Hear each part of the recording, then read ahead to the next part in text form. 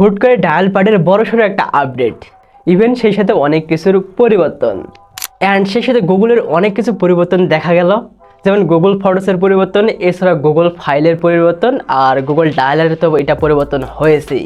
Mainly হুট করে Google ডায়ালারের পরিবর্তন হওয়ার কারণে অনেকে হয়তো বা এটার সাথে ইউজ টু না, বাট আপনি চাইলে কিন্তু জাস্ট একটি ক্লিকে আগের পজিশনে যাইতে পারবেন, নিয়ে যাইতে পারবেন।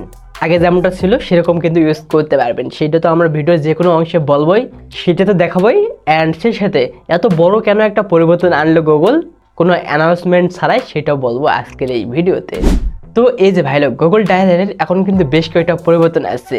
তার মধ্যে আগে যেমনটা কল রিসিভ করার ক্ষেত্রে উপরে সোয়াইপ করা লাগতো, অ্যান্ড সেই সাথে কল কেটে দেওয়ার জন্য নিচে সোয়াইপ করলে কিন্তু কেটে যাইতো। বাট এখন নতুন একটা আপডেটের ফলে রাইট সাইডে স্ক্রল করে কল রিসিভ করা লাগছে, আবার অন্যদিকে কিন্তু লেফট সাইডে স্ক্রল করে কেটে দেওয়া লাগছে।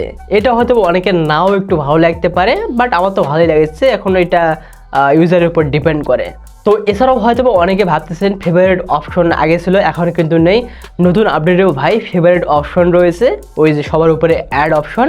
তবে এছাড়াও পরিবর্তন আনছে কিপ্যাডের আইকনগুলো একটু বড় বড় করছে, দেখতে ভালোই লাগছে। আবার যে কোনো সংখ্যা টাইপ করলে ওই সেম সিমিলার নাম্বারগুলো এখানে শো করে, ওই আগেরটার মতন এখানে পরিবর্তন তেমনটা নাই।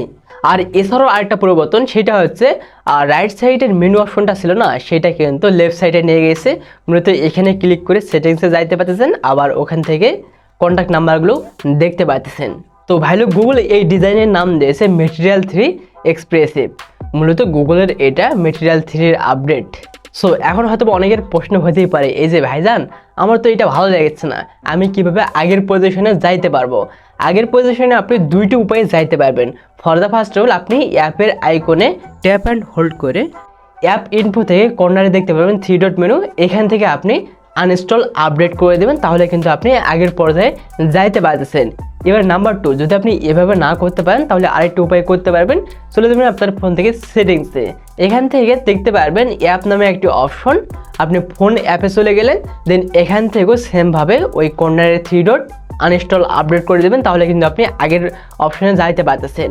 মূলত এটার পরিবর্তন আসার মেইনলি একটা রিজন হচ্ছে অ্যান্ড্রয়েড 16-এ তারা শিফট হচ্ছে আর কি। তো সে কারণে আর কি অ্যাপের যত ধরনের আইকন রয়েছে সেগুলো পরিবর্তন আনতেছে। তবে এছাড়াও আরও একটি ব্যাপার, গুগল ফটোসের পরিবর্তন আসছে বেশ কয়েকটা, আবার গুগল ফাইলেরও পরিবর্তন আসছে। গুগল ফটোসে আমরা দেখতে পাচ্ছি এই সময় রাইট নাও, আগে যেমনটা ফেভারিট ছিল, হ্যাঁ এখনও কিন্তু ফেভারিট অপশন ছিল, বাট সবার নিচে যে আপনারা একটা লেন্স নামে একটি অপশন দেখতে পাচ্ছিলেন না এর আগে, বাট এখন কিন্তু সেই অপশনটা কর্নারে দেখতে পাবেন 3 ডট মেনু, সেখান থেকে কিন্তু আপনি সেই অপশনে গিয়ে লেন্স নামে একটা অপশন দেখতে পাচ্ছেন। দ্যাটস ওয়াই আপনি সেখান থেকে কিন্তু লেন্স অপশনটা ইউজ করতে পারতেছেন। আগে কিন্তু এই যে কোনো ফটো ওপেন করলে অ্যাড টুর জায়গায় লেন্স অপশনটা ছিল, তবে এটা নতুন আপডেটের ফলে 3 ডট মেনুতে গিয়ে সেই লেন্স অপশনটা রাখছে। এছাড়াও প্রিন্ট অপশন ওখানেই রাখছে। আগে এই প্রিন্ট অপশনটা কিন্তু যখন আপনি ফটোটা শেয়ার করতেন, দেন সেক্ষেত্রে কিন্তু একটা পপ আপ আকারে বা এ ধরনের একটা সিস্টেম ছিল যে সেখানে প্রিন্ট নামে একটি অপশন ছিল, বাট এখন কিন্তু এই 3 ডট অপশনের ভিতরে অনেক কিছু রাখার ট্রাই করছে। তবে এছাড়াও 4-4টা অপশন ছিল না, সবার নিচে লেন্স নামেও একটা অপশন ছিল, তো লেন্সের জায়গায় অ্যাড টু দিয়ে রাখছে। এখান থেকে কিন্তু আপনি যে কোনো অ্যালবাম ক্রিয়েট করতে পারছেন। তবে এর আবার সকল ধরনের ফোল্ডার খুঁজে পাবেন অন দিস ডিভাইসে, তো আপনি ওখানে ক্লিক করার পর কিন্তু সবগুলো ফোল্ডার দেখতে পারবেন। আর এছাড়াও আমার কাছে আরেকটা ব্যাপার ভালো লেগেছে গুগল ফটোসের, সেটি হচ্ছে প্লেস কিন্তু নামে একটা অপশন দেখতে পারবেন। সেই স্থান থেকে কিন্তু আপনি কোন লোকেশনে ছবিটা ক্রিয়েট করছেন, ছবিটা তুলছেন আপনার স্মার্টফোনের মাধ্যমে, সেটাও কিন্তু লোকেশন দেখাবে।